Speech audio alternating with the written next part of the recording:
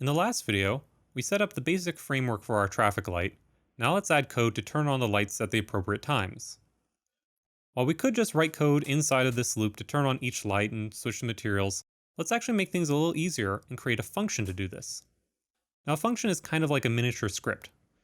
They're basically a way of packaging up a series of commands so you don't have to write them out individually.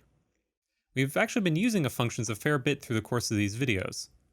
So print, wait, instance.new, all of these are functions we've been using. And these built-in functions are useful, but quite often you'll need to write your own functions that do custom behavior. To create a function, we'll start off with the local keyword, and then the word function. Next, we give a name to our function. Keep in mind that function naming follows the same conventions as normal variables. And in this case, I'm going to name this function turn on. And then we add parentheses to the end. If we hit enter, then Studio will automatically put in an end statement. Now if we call this function, any code between the parentheses and the end will run, kind of like when we set up a loop. But before we add any code inside this function, we need to be able to let the function know which part we want to turn on. We do this by adding a parameter. Add a parameter, we simply write the name we want the parameter to have in between the parentheses of the function.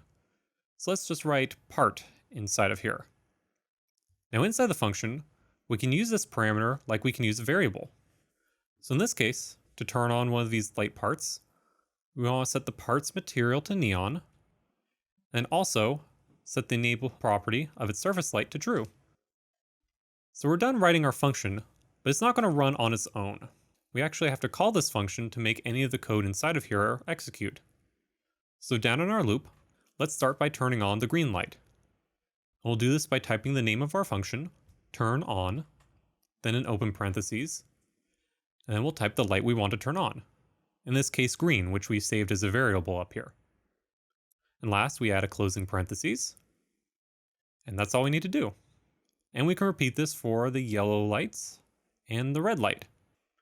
And so if we run our game now, we can see that the green light will turn on, then the yellow, then the red. Now stay tuned for the next video. Right now all the lights just turn on. We need to add code to make sure that they can turn off as well.